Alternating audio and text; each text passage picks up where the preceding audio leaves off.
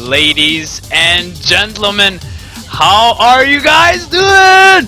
What's up? We're gonna have another clan war here, and it's going to be GGK versus Final Ownage Elite. It is a clan with, versus who we've played a lot of times now, and it's been quite even so far. We mostly had Diamonds and Platinum wars. I think this is actually one of the first times where we incorporate Masters in the clan war that's gonna happen here, and I'm actually kind of excited about it.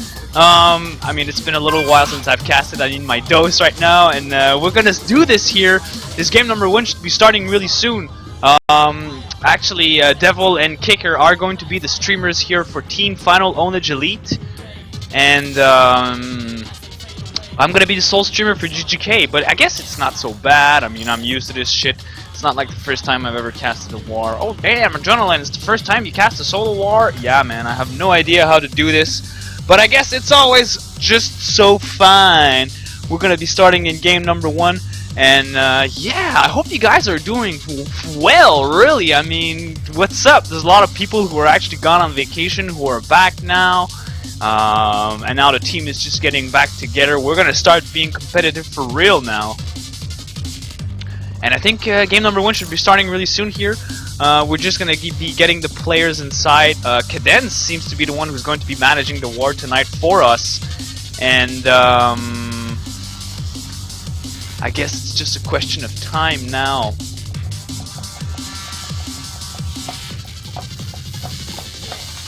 This beat is insane.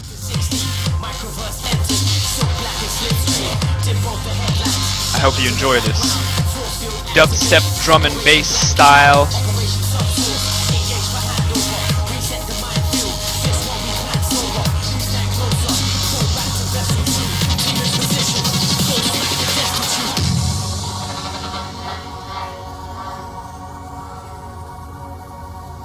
And the war is going to be happening versus Final Ownage Elite. Oh damn, I think I forgot to actually update the scoreboard. I have to update this. No, I'm not a good caster, man. Foe, team foe. Haha, that's kind of cool. And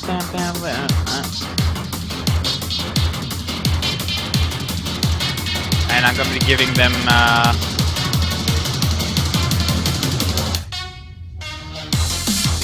orange.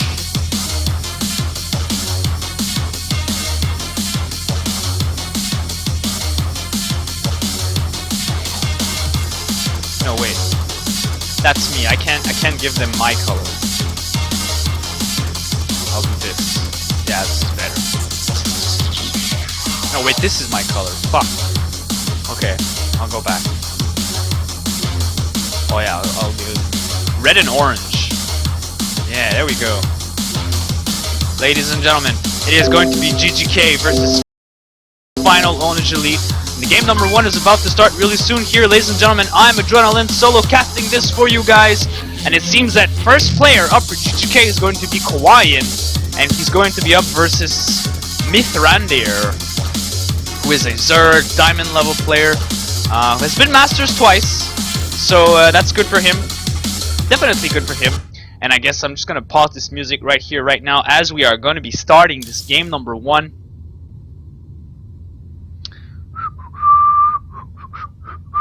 How are you guys doing tonight? How you guys doing? Yeah, yeah, yeah. Oh yeah, oh yeah, oh yeah.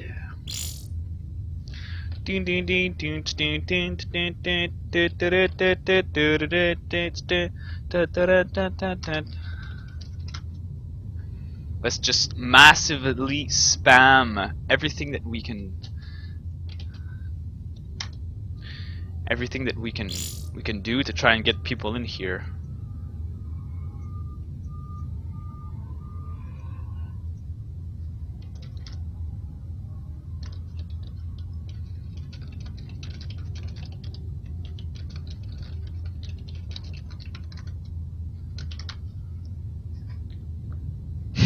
Wait a minute, because I recognize the stream. I am Lee. I recognize that.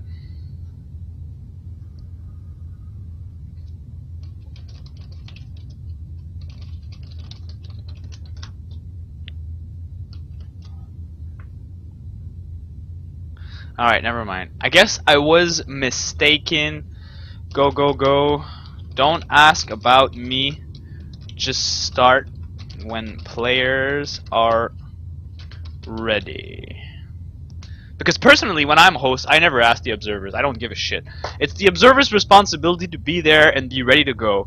Only the players need to be actually ready before the game actually starts. And I'm just going to be checking over that the sound is not too loud and it's not going to be deafening everything. I think it's fine. I think it's fine. Yeah, it should be great. And ladies and gentlemen, we are starting here in a Terran vs. Zerg on Habitat Station, game number 1 between Good Game Kids and Final Ownage Elite. I feel like I haven't casted in a long while. This is going to be awesome. Yeah. And yeah, we're starting in game number 1 here, happening in Habitat Station.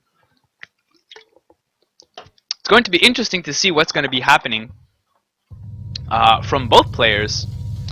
And oh, I knew he was gonna do this. I knew it. As soon as I saw Terran vs. Zerg happening, I knew it was going to happen. Spawning in the top right position for Team Final Ownage Elite, it is the Orange Zerg, Mithrandir. And his opponent, who has spawned in the top left and lifted off into the gold, it is Team Good Game Kids, Red Terran, Kawaiian. Ah! What a madman! He's just so mad. He's actually something that he loves to do so much.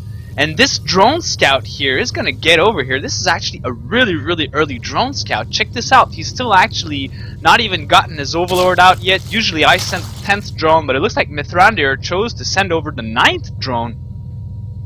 And he's gonna be going like, oh my god! Oh wait, I have to see this. No, never mind. I was going to put myself onto his vision, but now he's just like, WTF, man. WTF. Obviously, he's going to be checking over at the goal now with his drone. I mean, it's like there's no really any logical position where the Terran could possibly be. But now Mithrandir is going to be scouting this. Too bad for him, he didn't use his his initial overlord to spot this. But I mean, I guess it's not so bad.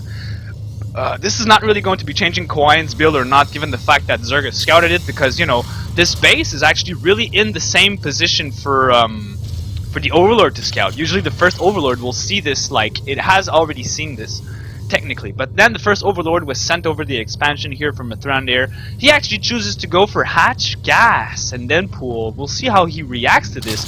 In the meanwhile, Kawaiian is actually adding on 2 more barracks behind this. He's bringing over his initial SCV, and the spawning pool hasn't started yet. Oh my god, Mithrandir is actually going to be super late here, actually cutting drones to get the spawning pool as fast as possible here. Kawaiian really has to start getting some type of aggression here. I know that usually he likes to follow this up with the bunker rush, but he should be starting the bunker as fast as possible. He now sees that his opponent has gone for gas pool, and bringing over 3 SCVs here. Looks like he wants to be really walling this off with a bunch of bunkers. He's rallying the first initial Marines, and it's just going to be non-stop from there on. I like the decision by Kawaiian from actually cutting the orbital here, because coming to think of it, yes, the mules do give you extra income, but they don't give you extra income for gold mineral. They actually have the same amount of mineral per trip as if it was a blue mineral field. So this is quite of a good little adjustment, I'll have to say. Oh, he's going to force the cancel on this base here. Mithrandir is going to be abandoning his second hatchery, and he's actually going to be remaking it back inside of his main base here, getting some additional spines at the front to make sure he can hold this off. And oh, seems like there's some little lag here from Cadence, but it's not so bad. And I wouldn't be surprised to see Mithrandir just follow this up with, like, getting a bunch of Zerglings and Banelings, really. Right now he has some larvae. I'm not sure why he's actually banking these up. He doesn't have a lot of minerals here. He's a bit late on his queen as well, for making some spines here. I think this is really a lot of an overreaction here from Mithrandir. Basically from here on out, all Kawaiian can do is just like keep on his macro, get himself a second base, and I think he's going to be fine. He's really denying any type of exit for the Zerg right now, and it looks like Mithrandir is not going to be getting any Baneling nest. Kawaiian is just keeping rallying some Marines. I think it's a good idea. He should just like keep loading up these bunkers here. Little does he know, he's not going to be up against any Banelings, so this is very nice. And Mithrandir is actually going to try and spew some creep over, see if he can move forward these spines. He didn't get his first injection here, so this is going to be delaying Zerg's production for quite some time as well. He's not going to have all of those extra larvae. He is getting an extra queen though, so he's probably going to keep on with that creep spread. And then meanwhile, Kawayan is actually transitioning to this into a factory now. He's getting some factory there. And oh, the Marines might actually pick up an extra Overlord here. This could be huge. But it looks like Mithrandir is actually going to be fine saving this Overlord. This would have been a crucial loss for Zerg here, but good for him enough. He actually managed to save this. And now I feel like Mithrandir here is gonna slowly but surely be falling behind. He's actually just going on some link productions. Kawayan actually has managed to catch up in SCV count behind all of this. And he's gotten all of these 3 bunkers loaded with only 4 Marines, which is not so bad. He can still transfer Marines from a bunker to another though. So this means that, you know, whenever he just wants to swap from one place to another, he can do it. And I feel like just Zerglings is not going to be enough. There is the Baneling nest that has been started here, but Kawayan behind this has not been making any additional units. He's actually getting on a tech lab over his factory. So this is really a strong indication that he wants to be getting tanks. Or Banshees, perhaps. He's actually gotten a starport behind this. He's lifted over 1 barracks. He's gone... Wait a minute. Kawayan has gone for double starport. Oh my god, am I not looking at that production tab? Holy cow. And here comes the Spine Crawler. They're going to try and make their way forward. I think this Spine is actually in range here. It is going to be hitting on that bunker. Yes, it is. Just out of range for the Marines. And I feel that Kawayan is going to have to abandon this position now. He doesn't really have any choice. Basically, he's just getting shot at for free. Like, just exiting the bunker at this point, really, and getting salvage. And look at this, Mithrandir getting a ton of Banelings behind this. A ton of Banelings.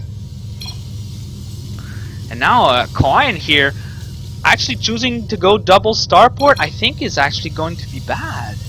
I think it's going to pan out not that greatly versus mostly Lings and Banes. Kawayan has actually already mined out 1 mineral patch. He's just keeping drilling on some more. And, well, I guess we'll see what's up. Here comes all of the Lings and Banes here. The Marines at the front are going to die. Actually, no, 2 of them survive, but this counterattack is going to be so huge here.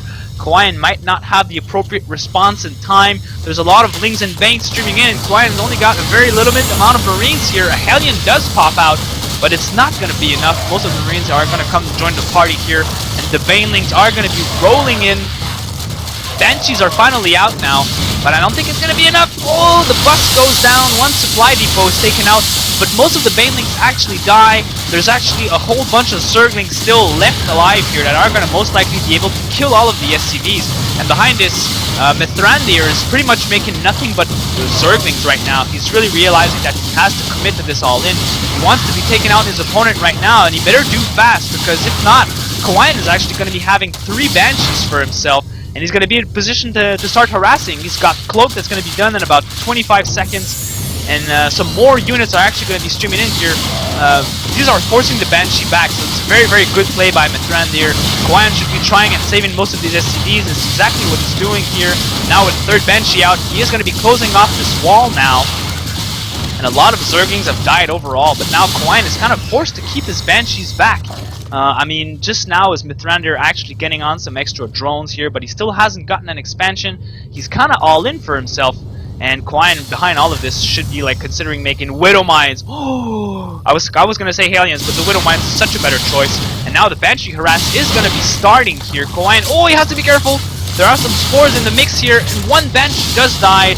Little miss micro here from Kawayan, but it's not so bad. He's got some more Banshees in production. He could potentially lift off this factory and start getting tanks after, and now I feel like Mithrandir is going to find himself without an expansion for a long time. Kawayan, oh, he could still go all around the back and try and range the drones. It looks like it's exactly what he's going to be doing here. Wow, nice little pick-off by Kawayan, identifying that there was an opening in the Zerg's defense. And the Banshees are going to start killing off some drones here. So many drones are dying for Mithrandir. And he's actually not even bringing over his queens and trying to defend. He's just letting himself die. He's actually transitioning over to a lair now. But Mithrandir gives away the good game. And Kawayan takes game number 1 for Team Good Game Kids on his all-time favorite map. I think the very first time Kawaiian played that map was when the replay pack was when the map pack was released last season, and then the maps were not actually published yet for the latter use. So like we started having some GGK games, of course. And the first time Kawaiian played that map versus me, he just lifted off his command center. He went over to the gold and he proxied me, and I reacted it like somewhat of a same way. I wasn't really too sure how to react to this. I was like, am I ahead, or like is he going to be really catching up that much with me? And it seems like the gold is actually worth it. It's actually very worth it. You're still kind of forced to do somewhat of a one base aggression, like a bunker rush that like Kawaiian has just done. But still, following up with the Banshee, I thought it was going to be a very risk, but I mean, in the end, it seems that Mithrandir has found himself in a position where he was not able to respond, and having a lot of Banshees and holding off the attack really was what Kawaiian was able to do and succeeding in defending. And well, that was a very interesting game number 1 here, ladies and gentlemen.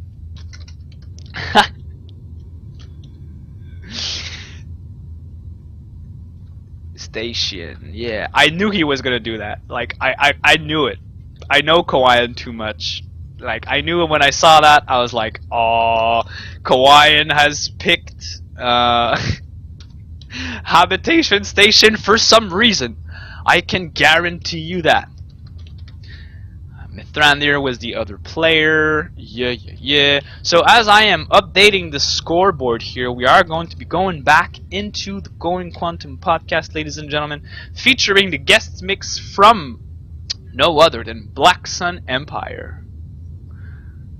It is now 1-0 in this clan war, and I am Adrenaline solo casting this for you guys' enjoyment for pretty much no other reason. And I think I'm going to be putting on my Mutalisks. Yeah.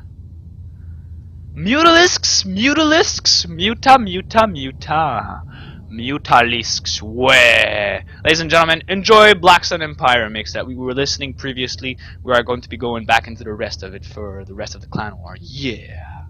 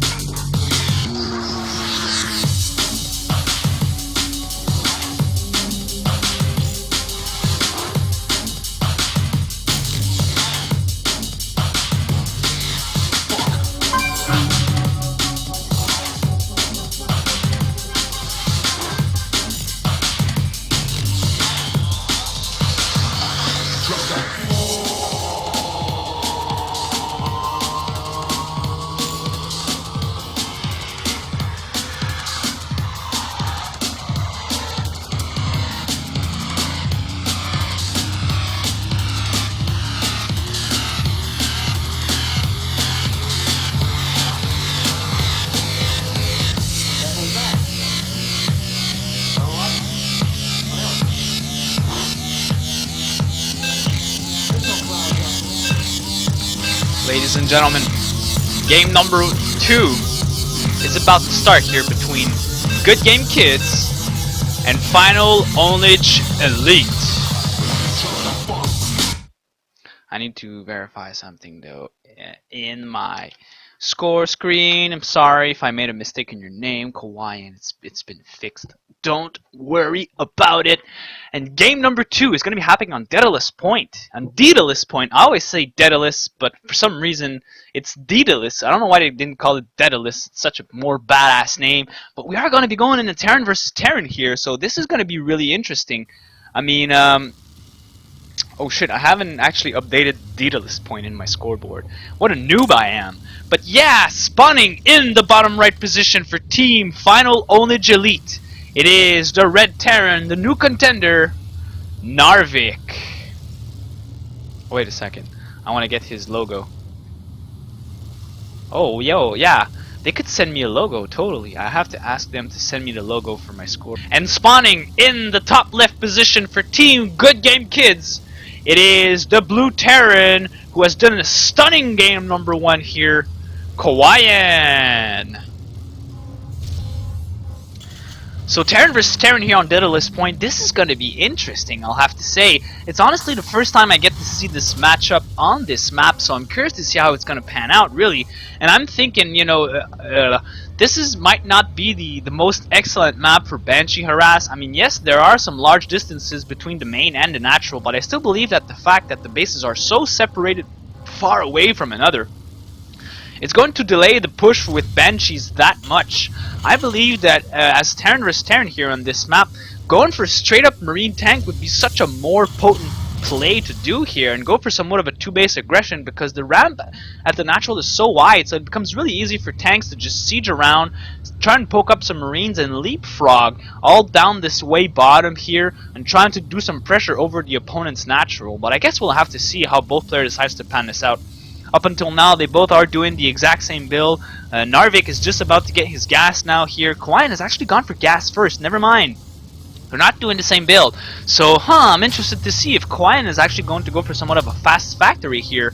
Narvik sees the fact that his opponent has gone for refinery first, and he's gonna probably assume that something cheesy is going down. Right now, Kawaii, if he doesn't get any type of tech building with this factory, he's gonna be getting a Marine and an orbital command, but he needs to get his factory as fast as possible. He doesn't have the quite amount of gas just now, but he is going to be getting it, and there we go, insta factory. Narvik is going to be scouting this, of course. I mean, it's the logical response, really. There's no other reason to go for gas first other to get the factory right after the barracks. Because even if you try to go Reaper with gas first, you're going to find yourself with an excess of gas. If going for Reapers, is better to go for barracks first and then refinery on the same supply. You just cut an SCV to get the refinery faster.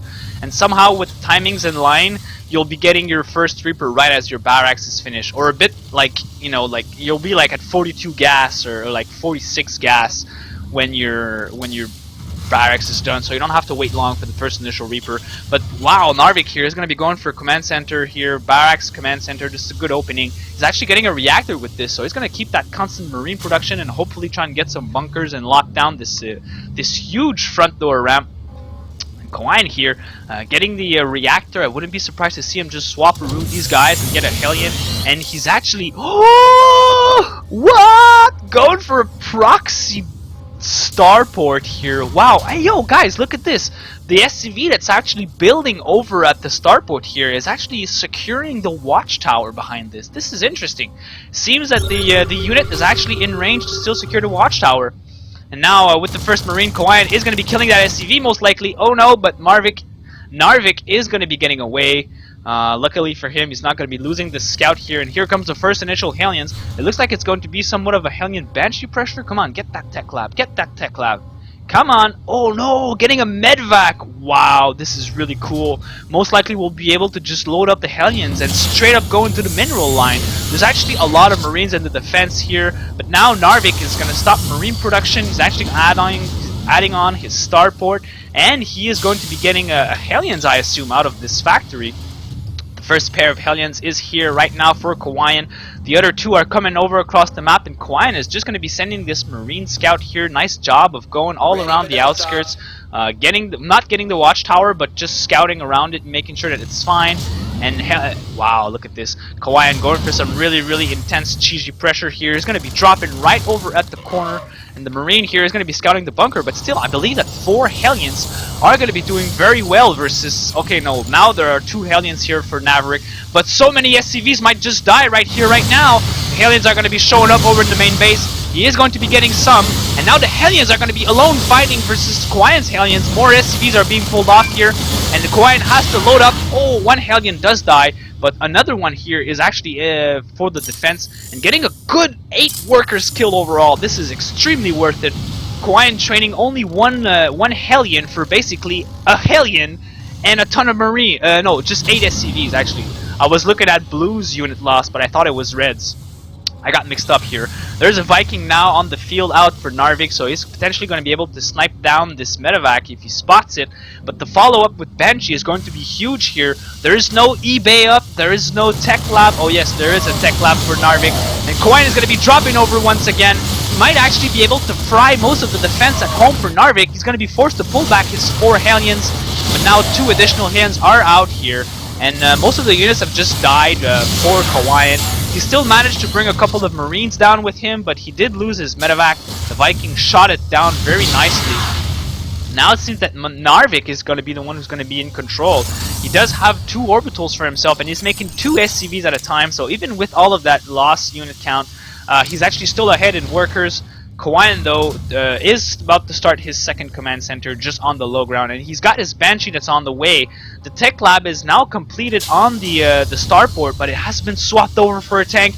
Oh my god, I was expecting like somewhat of a Reaver coming in. But it looks like the Hellions are going to be denying over this expansion here. Kawaiian is going to be forced to close this off. He has some Widow Mines, but it's not going to be enough to defend versus the Hellions, I believe. No repairs are going to be going down, and the Banshees are forced to pull back here. Oh no, this is really bad. Kawaiian finding himself in a rough position. I'm pretty sure he would have liked to send those guys right up over in the main of red, but Narvik now, realizing that there are Banshees out on the field, he is getting his eBay, and will most likely be getting some turrets right after this. So Kawaiian is perhaps just looking to add on some additional pressure, making sure he's going to keep his opponent forced back. He is getting an SCV to build that. And Widow Mines are now going over at the front here for Kawaiian. He did see the drop, but now with the eBay that's completed, no turrets have actually started. The Banshees are actually still free to roam around the base here for Kawaiian, and he's actually going to be sending over the Widow Mines inside of the natural of Narvik. This is a huge deal. Oh, the Widow Mine getting some SCV kills. Not so bad. Widow Mines are not as effective versus SCVs as they are versus drones. And oh my god, is my game sound really that loud? I feel like it's super loud. If it's not loud enough, please give me a message. But now the first turret is going down for Narvik, and it looks like Kawaiian might actually be able to pick off this tank here. Oh, and the Banshee out of energy is forced to run out. The Vikings is going to be chasing it out, but the Banshee actually... wait a minute. The Banshee has 2.75 move speed. Okay, they had the same move speed versus Vikings as well. And now an additional Widow Mine shot is about to occur here. And getting an additional kill. It's too bad that the splash only does 40 damage. It's so good versus probes and versus drones, but I guess SCVs managed to survive it. 1 extra shot here. And Kawaiian is bringing over a Raven and a Marauder here. He really has to run this Raven out though, because the Vikings might actually pick it off. And yes, they do. Oh, and they might actually pick off a second Banshee. No, he cloaks out the weak one just in time. And now Kawaiian is really securing his lead for himself. He's actually managed to land over his command center. An auto turret has been thrown down, picking off some additional units. And Kawaiian is playing this superbly. And the resources lost tab, I mean, he's actually quite far ahead. He's killed a lot of stuff. A lot of workers have died. A lot of tanks have died. And there's still no defense here at the front. The scan is forced here. The Banshee might just die right there. Kawaiian is going to be following this up with a very strong push. He realizes there's no anti-ground defense here, so he's going to be pushing up with Marauders and Marines, and it looks like he's just going to be taking it out. And there's so many units here for Kawaiian. It looks like he's just going to walk his way right into the main bane. The Widow Mine at the front here is actually still alive, and Maverick actually sees this, but it looks like now with the overwhelming amount of Hellions and Marines, Kawaiian is just going to be taking game number 2, and Narvik gives away the good game, and Kawaiian takes game number 2 here for Team Good Game Kids. And I'll have to say, loyal to his style as Kawhi always plays, super aggro, super on the offense. He doesn't like to defend, so the only way to defend without defending is just to be offending. You just make sure that your opponent is forced to stay back, and he's done some very good pressure earlier on with the Hellions, getting a lot of SCV kills at the front, and then following up with the Banshee when there was no detection. Narvik was just in a position where he really couldn't do anything at all about the Banshees, and he just lost so many tanks, so many Marines, that eventually Kawhi just had the better army, and he just managed to win it out. Check it out here. At this point, this is where most of the tanks and the Marines have died, and this is where Kawhi was just following up with his guys, and it just went in. And if we check in the resource collection rate, yeah, I mean, the Widow Mines, when the Widow Mines showed up, that's really where all the SCVs were pulled off the mineral line, and then Kawhi just kept on moving over for the win here. So, damn, winning this in a very, very convincing style of Kawhi, man. Kawhi, if you're watching this VOD, man, Kawhi, you're sexy, Kawhi. Kawhi, I love you. You really are hot, man. You know it, Kawhi. You're hot. Kawhi is hot right now, ladies and gentlemen. He is on fire, and he's actually doing a very, very good job. This was, wait, what was the name of the guy? Narvik. Oh, I forgot. My bad. I have a very bad short-term memory. Narvik. Team Final Ownage Elite. And I believe that for the Clan War tonight, it's actually a 3 Master 2 Diamond Clan War. So I wouldn't be surprised to see Final Ownage Elite starting to send out their Masters here. Because theoretically speaking, it should be up to them to play. So I guess we'll see what's up. Here's the scoreboard, ladies and gentlemen. And I believe that game number 3 should be starting really soon here. And I have to update this Daedalus point thing, really. Just give me a second. It won't take me any time. Yeah. No, I don't want this.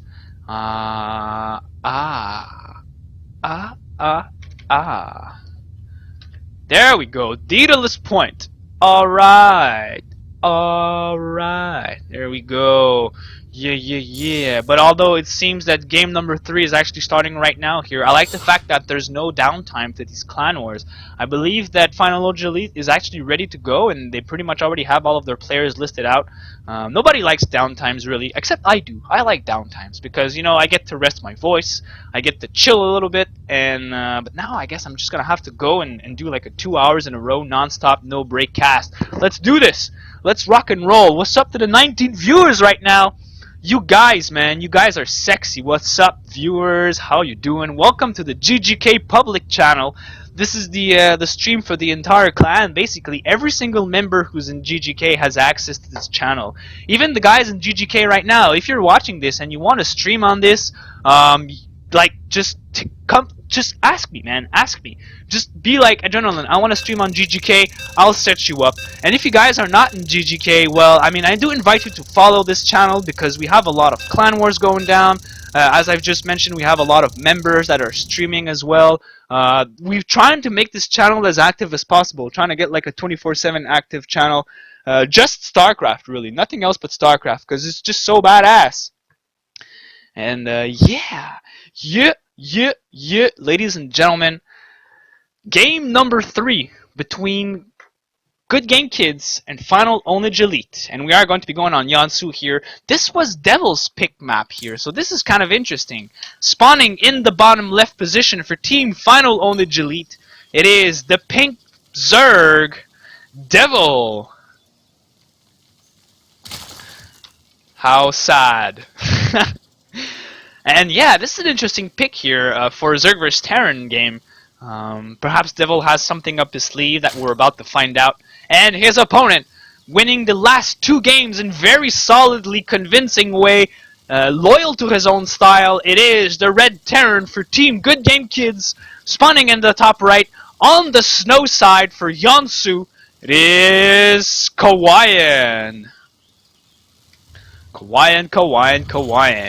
And now I'm interested to see how he's going to have the intention of bringing over the pressure to the Zerg. I know Kawhi for a fact loves the Terran vs Zerg matchup. I think it's actually one of his best.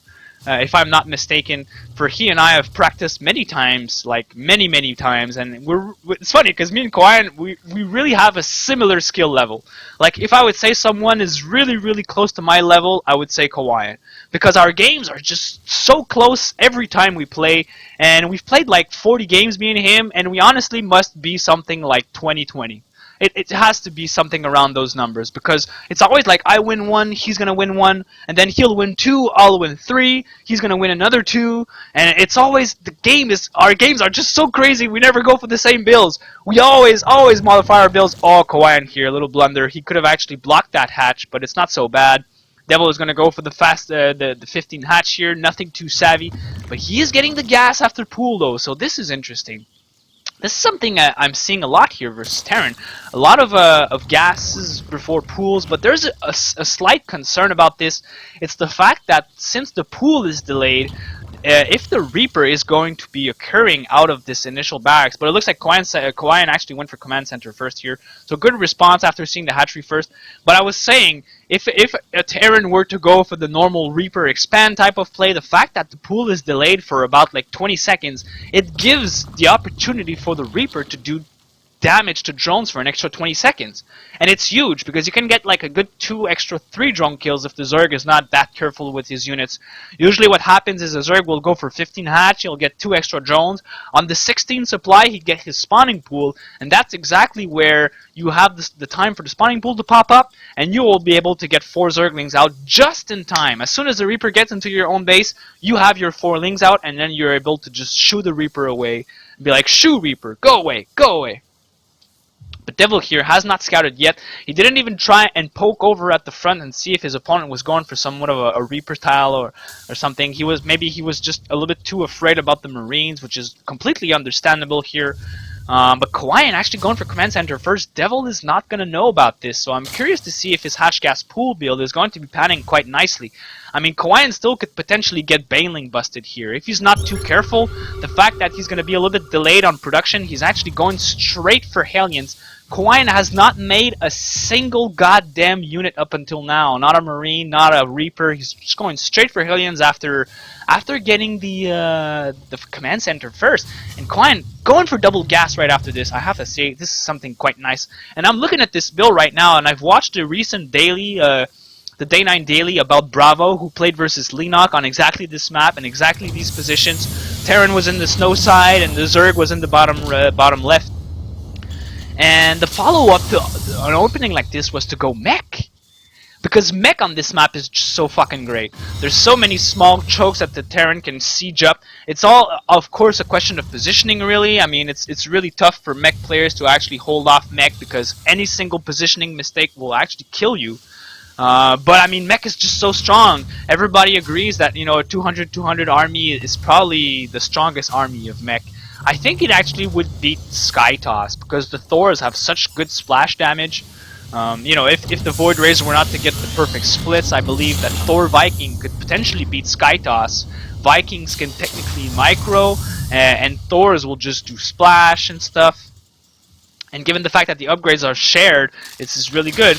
But oh my god. My god. My god. Kwando has some Hellions. He's going to be seeing this Baneling bus coming in, and he's going to be realizing, oh my god, I really need some defense. He's going to be getting a Banshee. Oh wow, look at this. Actually getting on some eBays right behind his supply depots, but it's not going to be in time. Here comes the Banelings. Oh, but they're going to be crashing. They all die. Coin has to micro his Hellions perfectly here. He cannot lose these. He's pulling out all of his SCVs, trying to do as much damage as he can, but some of the Hellions are going to get picked off here. This is really bad.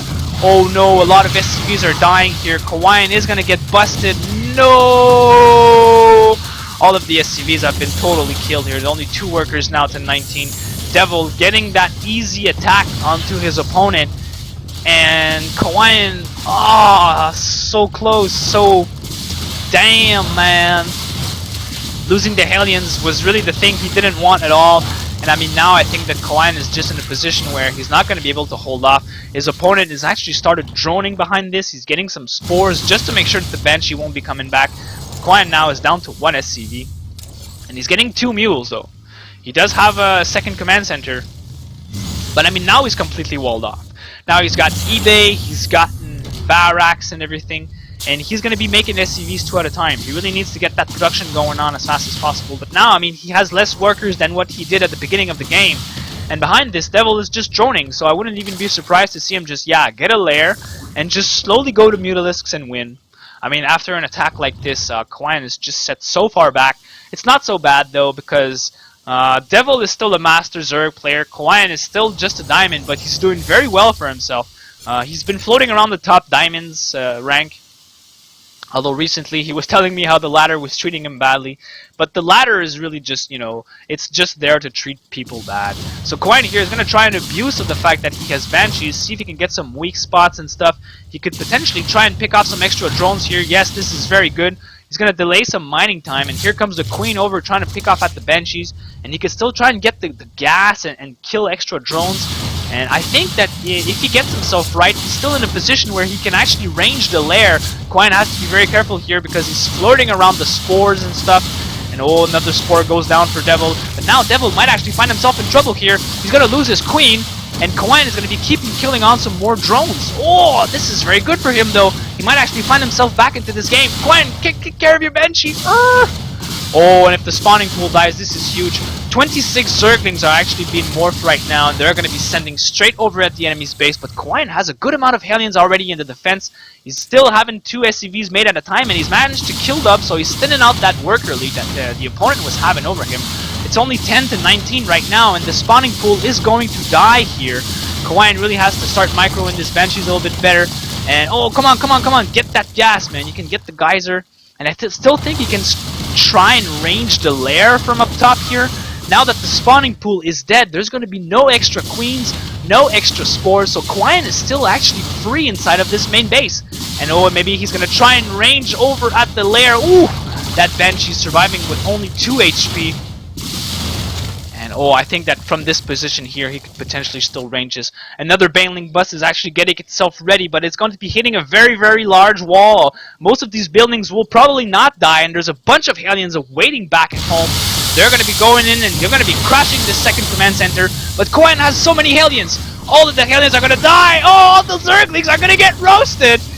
Oh my god, Kawayan managing to pull himself back into this game. He still has his 2 Banshees that are alive with a very, very weak amount of HP. But now is the time for Kawayan to go. There's no way of making any additional Spore Crawlers, no additional Spine, and no Zerglings. The Spire has been forced, and now there's about like 11 Hellions! 11 Hellions are going into a Zerg base. There's only a Queen as anti-ground defense, and there's nothing else left. And Kicker here seems like he's lagging, but there's just so many Hellions at this point. Kawayan must be jubilating right now. He must be like shaking and having his palms sweaty at just what's going on. Roasting all of the drones at the natural. He's going to go straight into the main. And it looks like this is going to be it, ladies and gentlemen. Kawayan is going to pull it off. He's going to manage to survive after a successful, massive Baneling bust here. Here comes the Banshees, but he doesn't even care. And Devil gives away the good game. And Kawayan takes game number 3. Brigand and Clan War 3-0 here. Ladies and gentlemen, oh my god, I can't believe it myself. I can't believe it myself. I never thought he will actually be able to pull this off here. Just holding it off perfectly, like in the second bust. I mean, he just already had enough, and I think the fact that he had 2 mules at a time really was what managed to keep him alive. Losing all of his SCVs like that, Devil did the right choice and to keep on droning. I mean, I do believe that, you know, I would have done the same thing from that point on, but I believe that the Banshee, just managing, really, the Banshee was the tipping point unit, because that's where Kawayan, who's actually like a 21 versus 0 worker lead, actually managed to thin out his lead to like 19 drones versus 10 SCVs, but having those 2 mules at the time, just managed him to get so much money, and he just followed it up with getting a lot of Hellions, and he just managed to defend the second bust really, really well, and he just took the win. Killing the spawning pool, really, just preventing his opponent from actually getting any other ground defense. Really, no extra queens, no extra Zerglings. Kawayan, man, like, Kawayan, man, you're sexy, dude. I think he's listening to me. I think he really is. I mean, we're like at the point where we're telepathic right now. Me and him. We're telepathic on ourselves. I mean, I think something, he's gonna think it, and he thinks something, and I'm gonna think it as well. We've just played so many games, like our warriors' minds have exchanged or something, I don't know. But Koen taking game number 3 in a very, very slick and jazzy style here. It is now 3-0 in this clan war between Good Game Kids and Team Final Ownage Elite. And we are going back into some Going Quantum podcast. This is the guest mix from Black Sun Empire.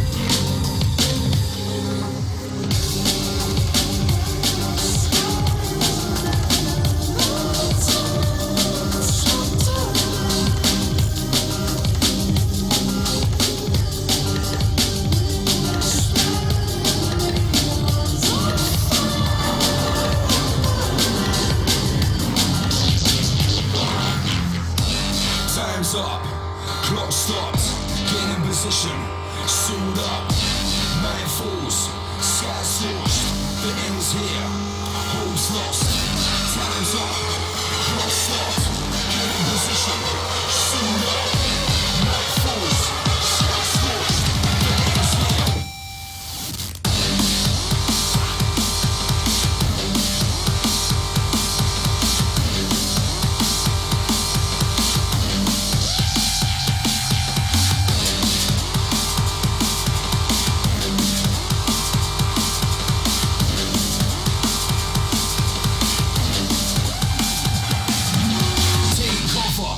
Opening the flood shutters, acid rays pouring down, flushing out the gutters. Panic stricken as the masses grabbing one another. Then the earth begins to shake with stacking bolts of thunder in the rumble. I'm talking whole entire cities level. Ground cracks and the fire burns, and more and more, but all's lost. Then the sky drops and all life to dust. Right at the moment the world stops. Time's up, clock stopped, get in position, suit up, night falls, sky scorched, the end's here. Who's lost? Time's up, clock stopped, get in position, suit up, night falls, sky scorched, the end's here.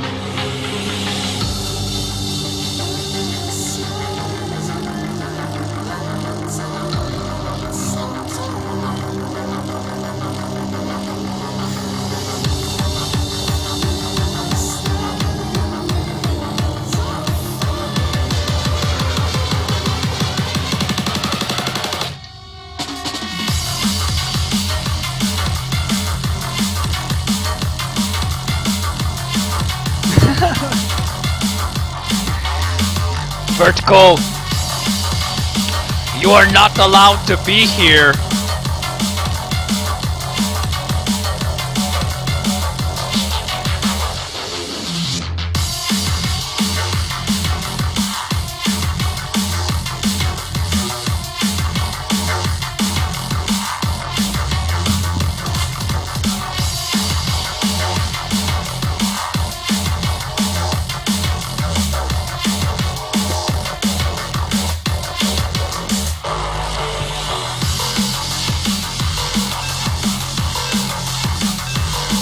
this music. Woo! Game number 4 starting here on Heavy Rain, ladies and gentlemen. GGK versus Final Onage Elite. It is now 3-0 in this clan war. Kawaiian up 3-0 for himself, doing a very good job. Defeated 2 diamonds and a master, and is now going for his second master, the 4th player in a row. And we are going to be going in another Terran versus Zerg here on Heavy Rain. I'm still curious to see why Final Onage Elite is not trying to send out another race. Trying to abuse the fact that Kawaiian has some statistics on StarCraft and trying to abuse his weakest race. Honestly, I'm not even sure. I have to check his stats after this game and see how well he's doing versus all matchups on the ladder. But I don't know. I'll just go with my feeling, and I'll say that Zerg vs Terran is actually Terran vs Zerg is his best matchup, because I mean, I've trained him a lot, and he's trained me a lot. And spawning in the 11 o'clock position for Team Good Game Kids, it is the Blue Terran, Kawaiian.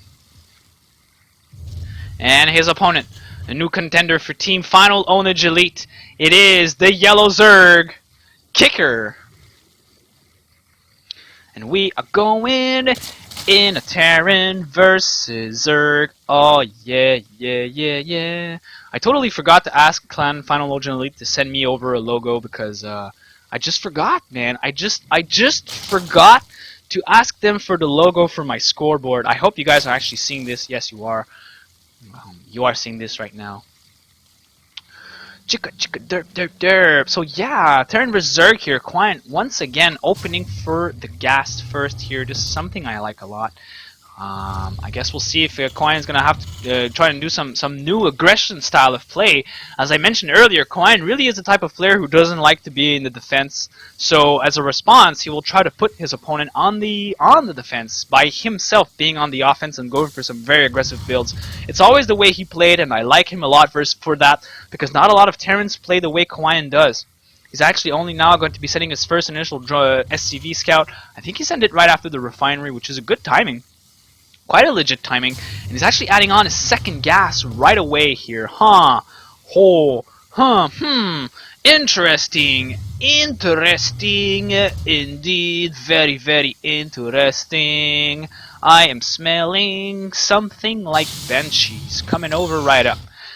Kicker here on his side of things has gone for hatch pool gas. The reason I know this is because he's not researching Zerging speed right now. No, wait a minute. He didn't. He went for. Wait a minute.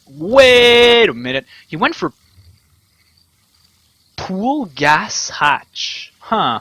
I guess I was caught up into talking about Kawaiian and how he plays his stuff, but I guess now. Oh my God, he's actually no. Never mind. He's not gonna be making a bunker.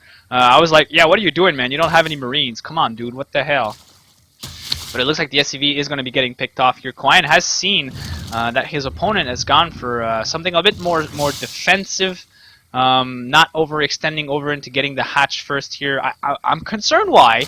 I feel that some sort of cheesy play might come out from the Zerg. He actually stopped mining gas right after he got in his Zergling speed. So perhaps it's just more a measure of control. Maybe he wants to make sure that, you know, he's going to be fine. But Kawaiian actually getting a reactor behind of this. He's actually getting some extra Marines out of this extra barracks here with the reactor, getting a factory with that, and oh, maybe he's going to be doing that little trick where players actually like to get their second command center and have 4 Marines before they start making Hellions, so then they can get a fully loaded bunker, and it helps out for the defense while they move out with their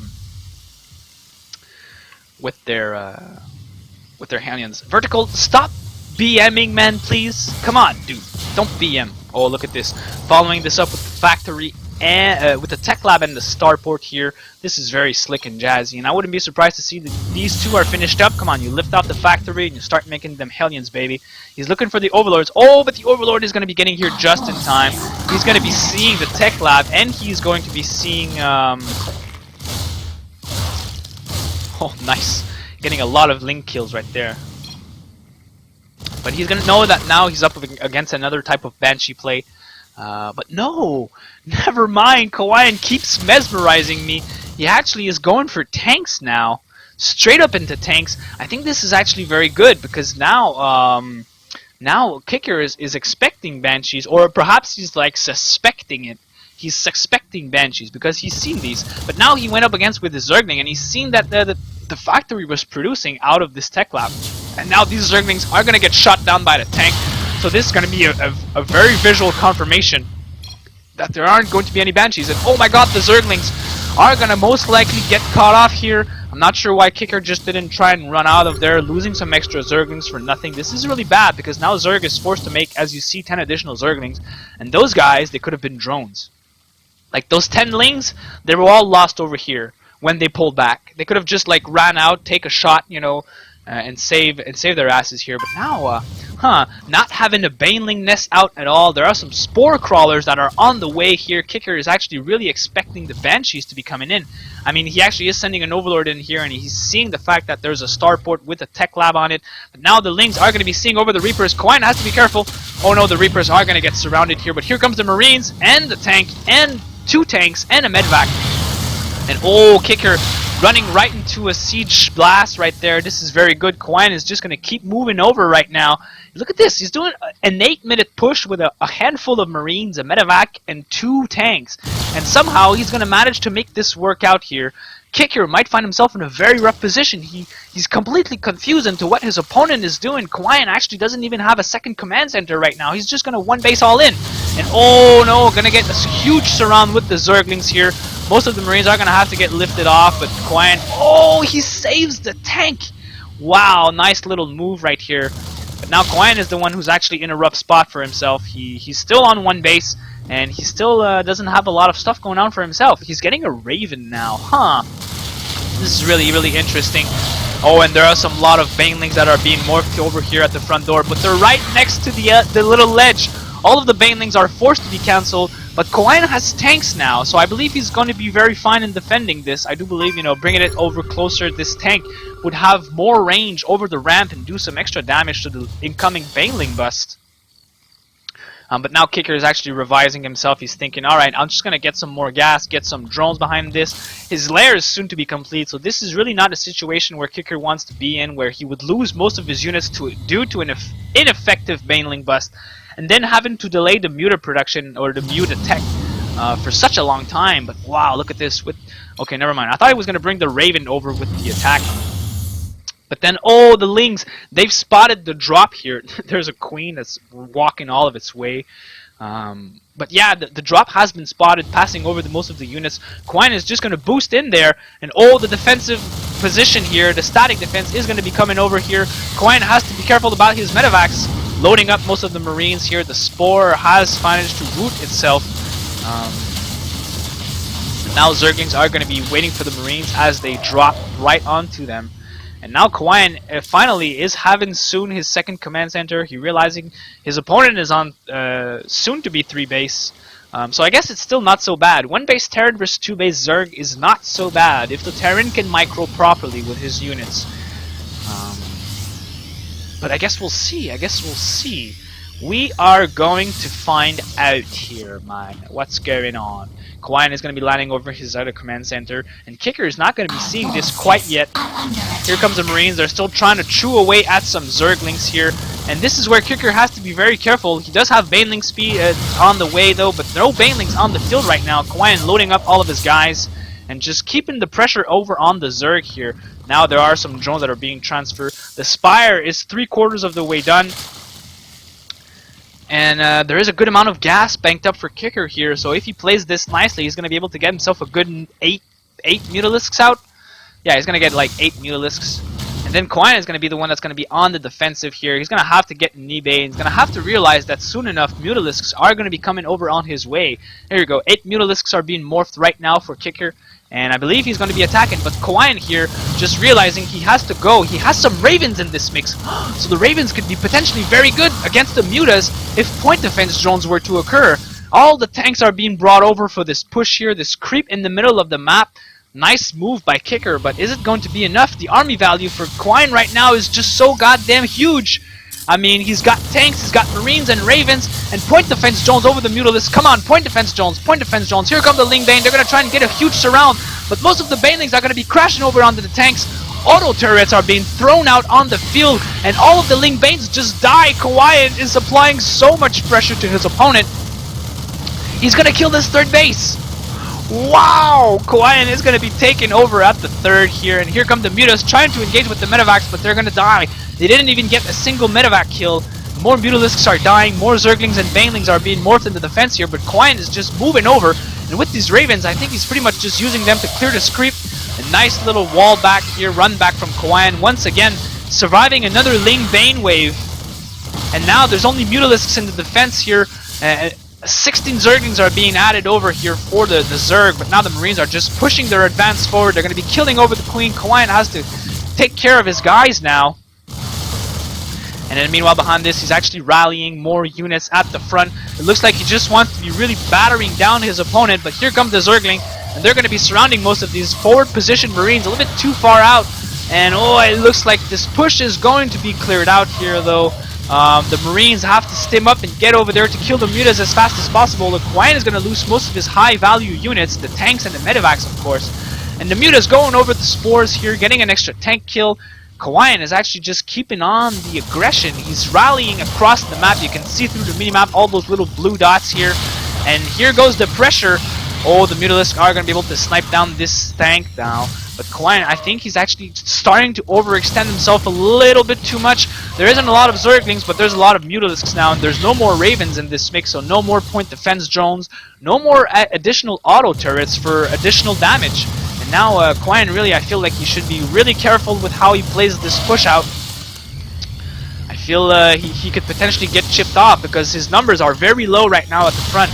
Yes, he does have a lot of units that are on the way, but he really needs to secure himself a position with a good amount of units because now there are 14 Banelings that are being morphed over and additional Zerglings are on the way. Kawayan is actually still on 0-0, so as the Zerg, still 0-0. Nobody's actually ever intending of upgrading.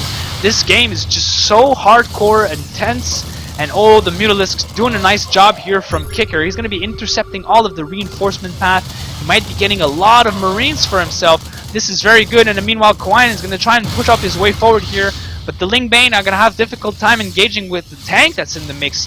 Although, oh my god, a tank and another medvac are going to die here. Kawayan has to be careful now because most of his units are just dying in the field. Come on, Kawayan, man, pull back your guys, get some defense up. Get an eBay or something. You're going to need an eBay. But finally, Kawayan realizes he has to pull back. There's no other way for him to try and defend this. I mean, the Mutas are just all over his base now. They're doing so much damage. They might actually deny this third command center. They are going to be killing the SCVs. Now the Mutas are actually free reign over in the main base. There is no turrets. Kawayan's going to have to run all of his SCVs and Marines and try to defend this. And he really needs an eBay now. It is soon to be completed. Only 1 second away. And I think he's actually going to be fine, but no, there is a huge swell of Ling Bane that's going to be coming down the main ramp here. And oh no, the tanks were abandoned out of position. More tanks are set back in a defensive preliminary position, but oh, here come the Banelings, and they're going to get some good connections over the Marines. The tank is going to be shot down here. Now the Marines are going to be in a very, very large amount of trouble if they all die. Oh, it looks like the Mutalisks are going to be free reigning over here. Kawayan has lost all of his stuff now. He's making 3 Marines, 4 Marines at a time, but there's just too many stuff that they're going to be killing all those units one by one as they are popping out. Kawayan is kind of forced to abandon his main base here. He canceled his third command center, and now the Mutas are inside of the main. Behind this, Kicker has re-established his third. He's gotten himself a macro hatch, and it looks like he wants to be going over on the aggressive. Most of the Banelings are dead now. But the turret is not complete. The Mutas are going to be taking out all of the Marines. Oh no, this is really, really bad. The turret, the SCV making the turret has died. And now Kawayan is finding himself in such a rough position. It's just a constant stream of Mutas and Lings now. It looks like the steam has gone to the other side. And Kicker is the one who's bringing on the noise over his Terran opponent. All of the SCVs are over in the main base right now. And Kawayan is still making units. He's still trying to clinch on as hard as he can. But now I feel like with this Muta ball that's growing up harder and harder, Kicker really given some good manners, I believe. Yeah, I mean, I agree with Kicker. I mean, that aggro with Kawayan has shown was just so good. I mean, yeah, totally.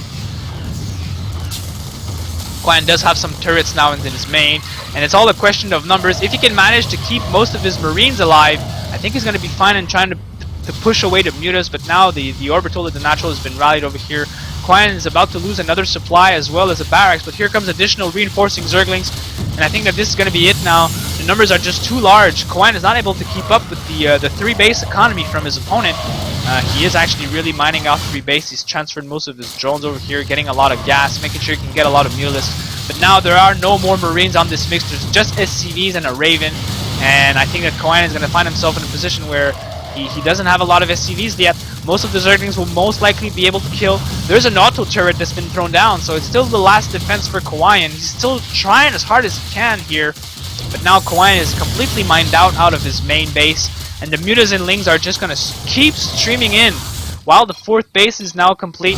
No, Kawain, you didn't fail. Kawain, you did not fail, man. You did really, really good. Kicker, though, holding off the aggression really, really closely. I mean, for a long period of time, I thought that Kawain was actually going to break the natural as well.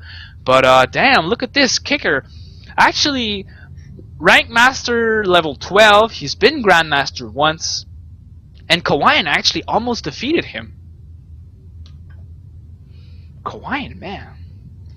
Quiet, man, you're sexy, dude. I want to play you now. I want to play that new Zergrish Terran style that you have with Ravens, man. Ravens and shit. You never use Ravens versus me, bro.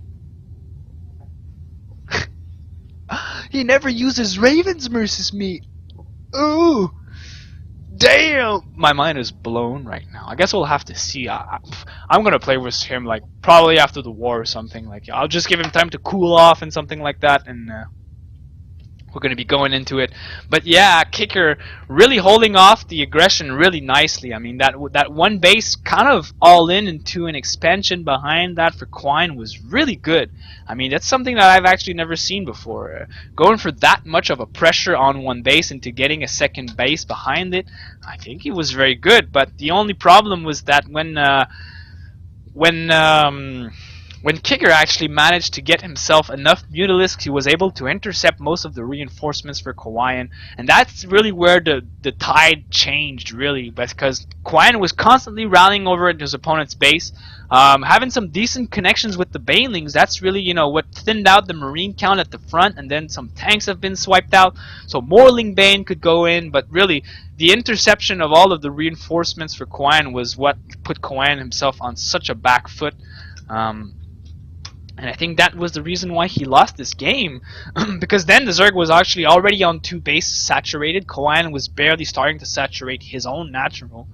And I think that's really the reason why Zerg was able to just stream so much Mutas and Lings. And in small Mutaling will own Marines in small numbers for the simple reason that with the unit intelligence, the UI on StarCraft 2, the Marines will be most likely tending to attack in ground before they will attack air. So, like, if you have a Mutalisks and Zergling pack, and you surround a Marine pack, what will happen, you know, if you really get a good surround, what will happen is the Marines will tend to shoot the Zerglings that are inside their range. If they're, like, you know, more at the back of the group, and if the Mutalisk pack just go into a frontal engagement, if they don't like get a surround, you know, if they really go like in a frontal push, the Marines at the back will most likely shoot at the Mutalisks. But then when Zerglings are close to them, they'll shoot at the Zergling. So the Zergling kind of acts like a tank, where the Mutas with the bounce, if you have enough, of course, they'll be doing so much damage. And in small numbers, Mutas and Lings are just so good versus Marines. They just are so good. But yeah, ladies and gentlemen, it is now 3-1 in this clan war between Good Game Kid and Final Ownage Elite. The map has just been played, was Heavy Rain, so we're going to be taking that one out. And we are going to be going into game number 5 really soon. Stay tuned for this, ladies and gentlemen. It shouldn't be taking any time soon. It shouldn't be taking any more longer time. That's what I meant to say. That's what I meant to say.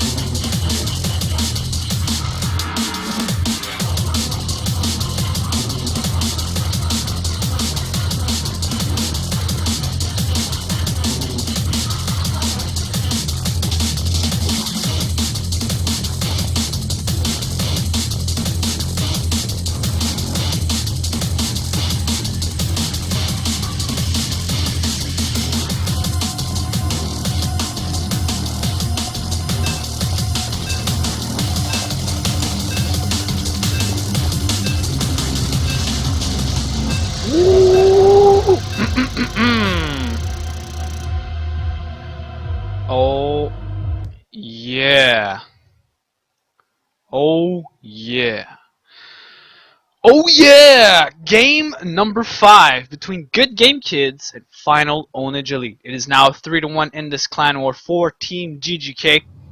And we are going to be going in this game number 5 here on Polar Night. And spawning in the 6 o'clock position for Team Good Game Kids, it is the Green Zerg, Sotorks. Sutorks. Sutorks or Sortorks? Sotorks. I like Sotorks. Sotorks.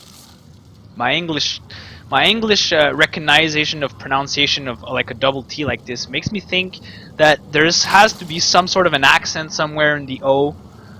You have to say some O differently, Sotorks or Sotorks. But I'm not sure. I'm gonna go with Sotorks because Sotorks is just so badass. And his opponent spawning in the 12 o'clock position for Team Final Ownage Elite. It is the Yellow Zerg, Kicker. And alright, we're in the Zerg vs Zerg. How could this not be any more nice? I mean, Zerg vs Zerg is like my favorite matchup. It's honestly the coolest matchup of all because like it really comes down to how players control. Really, it's all just a question of skill and a question of unit control. And well, a fun thing about Zerg vs Zerg is you can go like in two very distinct branches of tech. It's either you go with like the Muta Ling Bane type of thing, or you go with like the Roach Hydra and Fester type of thing, really. So you can have Zerg vs Zergs that are around Mutalisk battles. You have some that sometimes end up just being like Ling Bane versus Ling Bane all-ins. Say for instance, one player will open with a 14-14, the other one will open with a 15 hatch. And he realizes he's up versus a cheese, then he could just be like, okay, well, I think I'm just going to be defending here. But it looks like both players actually going for the 14-14. And, well, Kicker is basically going to be a little bit late on gas. No, Kicker seems to have gone for pool gas at this point in time, because he doesn't have Zergling speed up yet right now. Sotox has gone for the 14-14. He has his gas enough to make a Zergling speed. And oh, look at this little trick here to sneak in an extra Zergling like there. Wait a minute, why did he do this extractor trick? Yeah, probably to get an extra Zergling in there. But it looks like Sotox is going to be scouting this with the Overlord. And there's only one set of Zerglings that's in the defense here for Kicker. He is making some more now because he's seen the fact that his opponent has not had any expansion at all, so he's going to be reacting to this, probably expecting an all-in. And it's the right choice. There is a Spine Crawler that's been thrown down here, but Kicker is not going to have two queens for himself, so I feel it's going to become very hard for him to defend his ramp, really. With only one queen, Zerglings could potentially just surround everything and win. He is now making a second queen out of his ramp, but some more Zerglings are streaming in here for Sotarks. And he's got his Baneling Nest that's on the way. I feel it's a bit late. Usually it should be done right now and should be going on with the pressure here, but maybe Sotarks forgot about it. Sotarks. And oh, this might actually be good. His Zergling speed is about to kick in right now, and most of the Zerglings for Kicker are out of position here. So he's going to be intercepting the reinforcements, and oh, this is very good. Kicker is going to be losing all of his Zerglings here. He is even forced to pull back these other four guys, and I think that Sotarks could actually just try and pick off this hatch. Yes, that's exactly what he's doing. The queen is on the way, but now Kicker doesn't have anything to be able to defend versus this. He doesn't have anything at all. He's going to be trying moving over with his two queens and his extra Zerglings. But Sotarks is going to be getting that hatchery. He's going to be focusing fire down and just running away all of the Zerglings. He's got a lot more Zerglings on the way. And this is where I wouldn't be surprised to see him make some Banelings, man. Come on, dude. There you go. Get some extra Banelings. Oh, yeah. And now some more Zerglings are being morphed here from the dead larva at the natural. And Kicker here is finding himself in a rough position. I mean, he's actually behind on drones. He does have two queens to wall off his ramp, and he's got a spine here, so I believe that Sotarks is not going to be able to punish this. But if a good Baneling connection were to occur, maybe his overwhelming amount of Zerglings will just be enough to be able to eat these queens and the spine. There you go, Kicker has actually gotten his Baneling nest now. He's making Banelings of his own in the defense. And I think he's going to be fine into defending this. Oh, Sotarks losing some Banelings there to a few amount of Zerglings. It's not the most efficient trade for himself, but all of the Zerglings are going to die. Now it's pretty much even at this point. Sotarks is actually getting his expansion here, and oh, the Banelings connecting with most of Sotarks' Zerglings right here. This is really bad, and oh, it looks like all of the Zerglings have died here for Sotarks. Losing a lot of units overall. Overall, it's actually kind of even though. But now the problem is that Sotarks has nothing at home, and there's a huge stream of Zerglings coming in at home. For Sotarks, he needs to get some Banelings up right now. He's actually not making any additional Zerglings, only 4, but I don't think it's going to be enough, really. I mean, Kicker has seen this attack coming in, but here comes the extra Zerglings, and most of the Zerglings for Kicker are going to be trying to killing off the Banelings here, but it looks like Sotarks might actually just be able to micro his Zerglings to defend. And as soon as these Banelings pop, he's going to be fine, really. He just needs to control them well. One single connection goes down. A lot of Zerglings died right there. And here comes some additional Zerglings and Banelings for Kicker. The counter all in. Sotarks finding himself in a position where he's got no units. He's got to move his drones. He doesn't want to lose too much of these drones and these Banelings here. And oh, huge connection. Getting a good amount of drone kills. 5 for 3. I guess it was somewhat decent. Overall now, both players are actually even on workers right now, but Sotarks really, he should be scouting with his Overlord and seeing that his opponent is just constantly rallying stuff, and oh my god, Kicker here might actually find himself some free juicy Overlords. He is actually about to push over at the natural, but there are some Banelings that are complete here. Sotarks is going to be fine to defend this, and a single Baneling is being morphed over for the yellow Zerg. Oh, but he has to be careful. The Baneling's about to... Oh, Sotarks losing some Zerglings overall in the exchange, but it looks like the Baneling connection was not optimal, and he is going to be defending this now, and Sotarks getting some drones behind him. This very good decision for him. He's got his lair that's already completed, and he's getting a Spire behind him. This, somewhat of a transition rush, I have to say. From this point on, Kicker really, I feel he's doing the right thing. He's just keeping the all-in right now. He probably knows he's behind in some way. He's lost a lot at the first portion of the game where losing his hatch for the early all-in. He must realize he has to do something, and now Sotarks is actually getting some additional Banelings here. He should be making some drones. Yeah, good job. Make some drones, man. Make some drones. And oh, Sotarks not being completely careful with his Banelings overall. He has to try and keep them alive as much as he can, really. This is the only thing that's really defending him, and sending him some additional Zerglings trying to defend. Oh, but 2 Banelings actually take out 4 here, and it looks like Kicker is just going to be streaming in with some massive amount of reinforcements. Not having any vision over the natural here, Sotarks finding himself in such a blind position, was not able to see this. And look at this, Kicker is actually sailing over his Banelings to intercept with the Zerglings when they manage to come out. And oh, good connection there from Kicker, another great connection for himself. Although Sotarks has some Zerglings right now, but he still lost a lot of drones overall, and now he's finding himself behind. His opponent is onto base, and I think it's actually just managed to even up all around after this little exchange here. Kicker is actually going to be keeping in, streaming some reinforcements, but there are 2 Mutalisks on the way for Sotarks. So if Sotarks would be Gosu enough, be able to snipe most of the Banelings before they actually manage to connect, this would be great. Oh, huge connection here for the green Zerg, killing a lot of Zerglings. And now it looks like some more Zerglings are streaming in over for Kicker here, but Sotarks has to be really, really careful. Oh, Banelings get some good connection, but the Mutalisks are out now, and they're going to be able to help clean this up. And I think that this is where Kicker is going to start going for his all-in. He is actually sending in some more Zerglings to the remainder of his forces, but he's making more drones behind this, and he's getting a lair with an extra gas. So this is really meaning that he realizes he has to make something happen. 2 more Mutalisks are on the way for Sotarks, but there are actually not a lot of Zerglings. Okay, now the reinforcements are coming in here. They're going to be clearing out these guys and pushing back this little pressure here. And Kicker is getting some spores up already. He just wants to make sure he's going to be ready versus this Mutalisk attack. He's not going to be catching himself off guard by anything. And now I feel like this is where Sotarks should take his opportunity to just drone. He should just make so many drones and flood this natural with a lot of drone skis, man. Juicy, juicy drone skis. And oh, it looks like he's forgot a drone on his gas here. That's such a big deal. And now Sotarks has to be really careful. He doesn't want to be losing any Zerglings right now. This is really where you want to just like holding onto the Mutalisk to do most of the damage. Trying to clear Overlords, trying to clear stuff. And oh, there's a huge gap here in this main where all of this side is undefended by air. And the Queen is going to get sniped here. Mutalisks are going to be inside of the main base now. Sotarks has to be really careful. Oh no, losing a Mutalisk there. That's quite critical. He has to keep on doing some damage. If he can get the second queen though, this could be very good for him. Kicker though has almost a full energy queen. I'm quite surprised to see, really. But Sotarks had a small window of opportunity, I believe, but it looks like he didn't actually manage to close down on it. In the meanwhile, there's a counterattack of Zerglings that's going to be going straight into the natural. It seems like the superior amount of Lings for Kicker is going to be getting in here, getting 2 additional drone kills. So this is very good. I guess right now Kicker really though has a very solid economical lead. He's got 36 drones versus only 23, and he is going for Hydralisk. Wow, that's a good decision.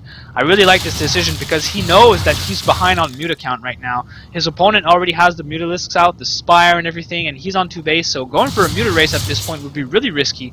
He would be having to have like all of his 4 geysers already and trying to save up as many units as he can.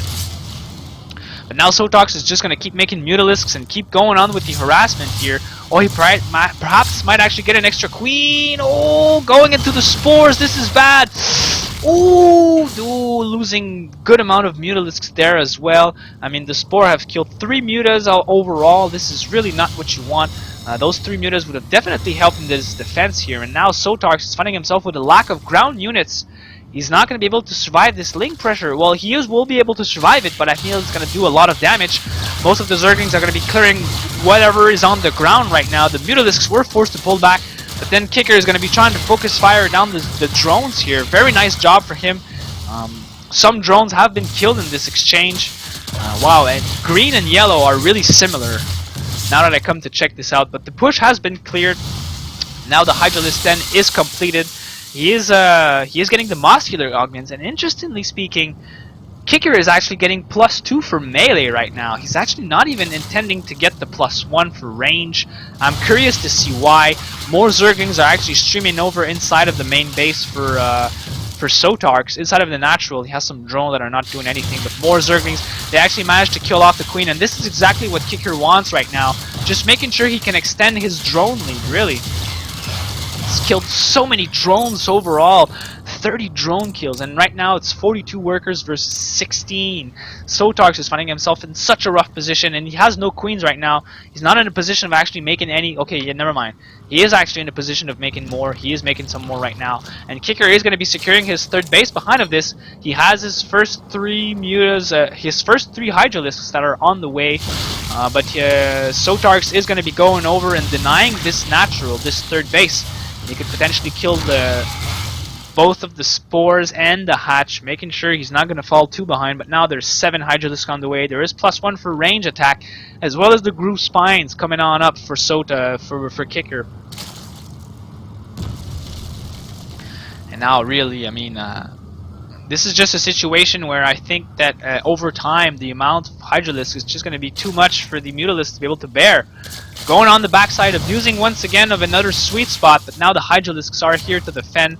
Their speed has been completed, so it's going to be very good for them to try and chase down these Mutas, especially with all this good creep spread that Kicker has have for himself. This is a really good creep spread. Going for the Hydra style of play. I still do believe that now, since Sotark has actually managed to realize this, his correct response would be for him to just get a lot of Banelings, really. If a lot of Banelings were to occur, they could potentially kill this entire army, but Sotarks has to be really, really careful. He doesn't want to be losing any Mutas at all. And Zerglings trying to catch these Banelings off guard, but they're not going to be able to get it. He really needs something else to defend on the ground. The Mutas are pretty much unprotected right now. It's all going to come down to these Banelings, but the Hydras already have a good preemptive split. The Mutas are forced to engage now. It looks like they might actually be able to clear this out. There are still a good amount of Hydralisks, but Sotark is just so thin. He's spreading himself so thin right now. The Hydras are in superior numbers, and they are going to be killing most of these Mutas. And then meanwhile, some Banelings are going to try and make their way into the main. But the Mutalisks have all died. The Hydras were victorious with their 1-1 versus the 0-0 for the Mutas. And now it's just Zerglings on the ground for the Green Zerg. Kicker has done so much damage earlier on responding to the Mutalisks. It looks like he's actually going to be fine in defending this, fine in taking this win. I mean, Kicker does have his 3rd at the behind all of this. He's already transferred a lot of drones over here, so he can just get a lot of minerals. And Sotarks is going to survive this, but at what cost? I mean, he's made a lot of drones behind all of this. He's mining a lot of gas for himself. He still can make a lot of Mutas. But I mean, right now Kicker doesn't have a Roach Warren, so this is really interesting, because if I were Sotarks in this position, I do believe that the correct response would be to just go for Ling Bane. Trying to engage, but it was not the best idea. There's still 5 more Hydralisks that are on the way right now. Now the Hydras have range, they have speed, they're about to get +2 carapace and +2 missile attacks. And another push is coming in over for Kicker, and he might get here right before the Banelings are morphed. Oh, this is really bad. Sotarks cannot lose these Banelings. Oh no, now it's just the Mutas versus a ton of Hydralisks. Here comes some Zerglings on the ground to try and intercept, but wow. The Hydras are just such a superior number right now. Their 2-1 is just so good. Sotarks is still 0-0 on everything, and I think that his natural is about to fall here, and there's nothing he can do about it. He's got 3 more Mutas in production with 6 more Zerglings, but I don't think it's going to be enough. I forgot my gas for 14-14. That's what happened. That's why Kicker went for something like a full gas expand type of play here. But I think that this is going to be it now that the natural has fallen. The third is pretty much saturated. There are a stream of Zerglings and Hydras, and now the army is making its way in the main base. Sotarks, oh, haven't fought valiantly here. Going for the 14-14 opening, transitioning it into Mutalisks. Has done everything he can to try and beat this top Masters player, but gives away the good game. And Kicker takes game number 5 here for Team Final Ownage Elite. In a very solid defense, I'll have to say. He was actually able to hold off pretty well the 14-14 all-in. He did lose his expansion though, but then it was the counterattack he pushed on with the Zerglings. Like realizing his opponent was going for Mutas at one point, that's where he realized, okay, my opponent went for a 14-14 into Mutalisk, so he must not have a lot of drones, so he must be forced to make a lot of drones to support that. And then he found himself in a position where he was just able to abuse the fact that there wasn't enough Zerglings for Sotarks. And killing so many drones earlier on, it was really insane how Kicker was actually able to come back into this. I thought for sure that the Mutas were able to just do so much damage in the main, but Sotarks having some missed opportunities, I'll have to say. I do believe he could have done more damage in his first initial push.